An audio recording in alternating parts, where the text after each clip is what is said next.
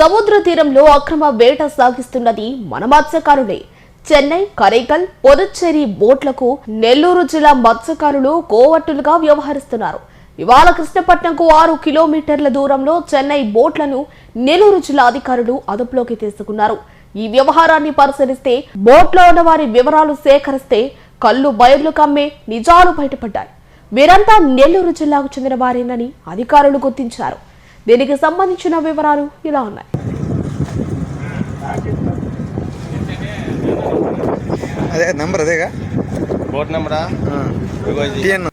గత నెల రోజులుగా కరైకల్, పొదచ్చేరి బోట్ల వ్యవహారం 4 జిల్లాల సాంప్రదాయ మత్స్యకారుల్లో కాకరేపుతోంది.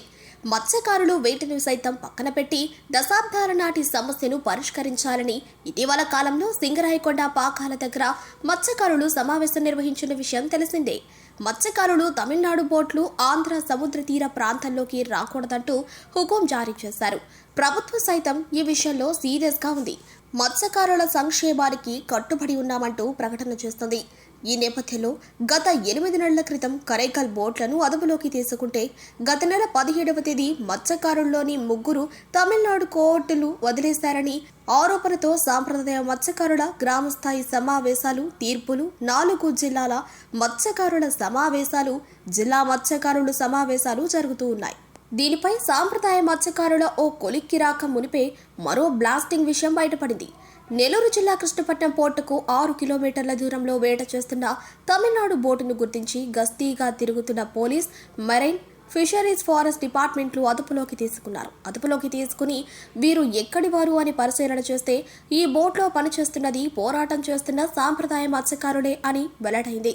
ఈ మత్స్యకారులు ఇక్కడ పోరాటం చేస్తూ అక్కడ తమిళనాడు బోట్లకు సహకరిస్తున్నారంటే దాని అర్థం ఏంటని అధికారులకు అర్థం కాక తల పట్టుకోవాల్సిన పరిస్థితి ఏర్పడింది. మత్స్యకారుల సంపదను దక్షిణ కోస్తాలో మత్స్యకారుడే తమిళనాడు రాష్ట్రానికి కొల్లగొడుతున్నారన్న ఆరోపణలు వెల్లువెత్తుతున్నాయి.